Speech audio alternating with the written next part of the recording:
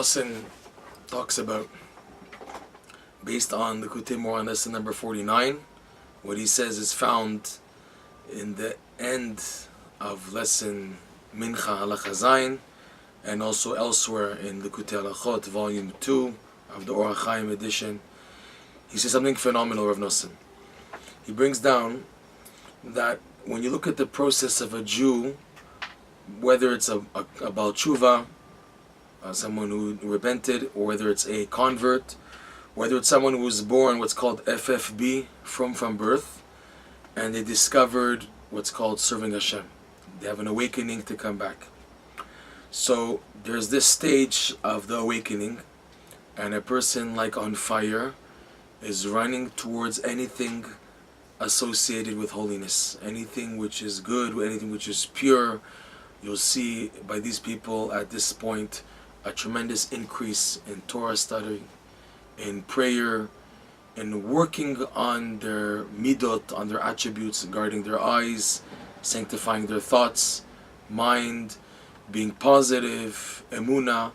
All this really is for all of life. That is the basic outline for living as a Jew, to be involved in Torah study constantly, every free moment, as opposed to running to the news and to TV and to movies and to entertainment, to running to the Torah, to running to davening, to be involved in connecting as much as possible to Hashem.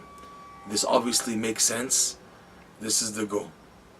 However, Reb Noson explains that you still have a lot of work to do. What does that mean? That there is the attitude that a person had, whether it's before converting, before doing tshuva, before having a frum awakening. There's the stage when a person was sleeping. So now people, when they do enter the world of the Torah and everything, they will use their past experiences as their springboard for using where they came from to enter the Torah and coming close to Hashem from that perspective. However, Reb Noson explains that it's not enough.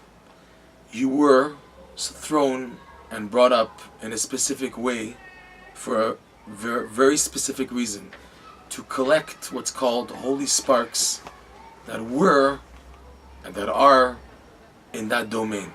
So when a person is brought up in a secular atmosphere and everything, it's not considered as something to be guilty about and to neglect. There was a mission, there was a mission why a person was sent there.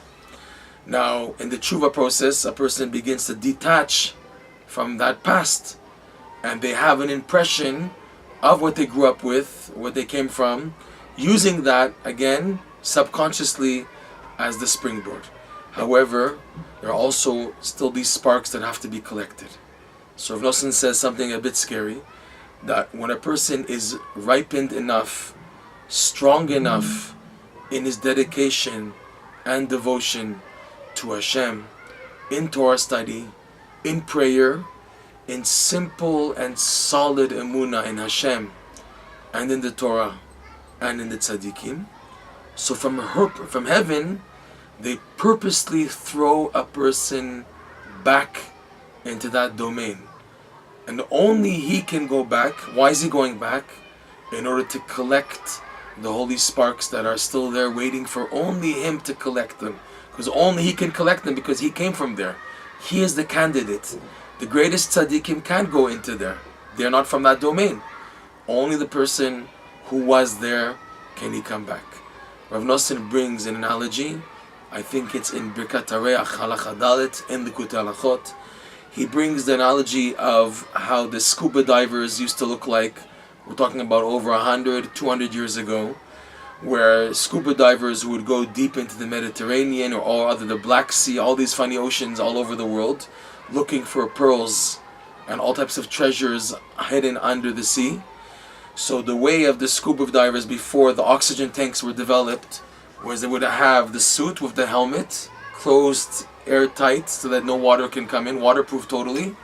And there would be like a type of a pipe connected to like part of the helmet, leading oxygen to the person from above the sea level. There'd be a boat on top where the pipe would be connected to, and the scuba diver would go down deep. There would be a long tube giving them oxygen, and that person would go deep into the depths looking for clams and pearls and all types of jewels and treasures under deep in the sea.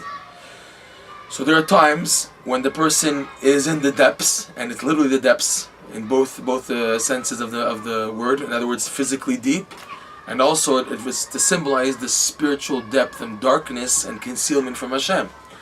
And when a person's in that stage, they're obviously in danger, and possibly great danger. Like the analogy of the scuba diver, there are sharks, there are octopuses, there are all types of dangerous types of sea creatures deep in the deep there, waiting to consume such a person.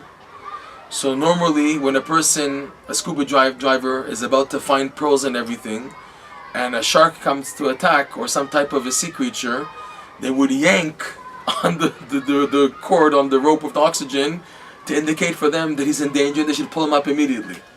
And that way the person will come back up. So Reb Noson gives the knowledge. What's the idea here? That the person is sent back, he doesn't want to go back. Sometimes against his will, sometimes even willingly. A person is going through such a rut in life, so they, in a way like an instinct, go back to connect to their past.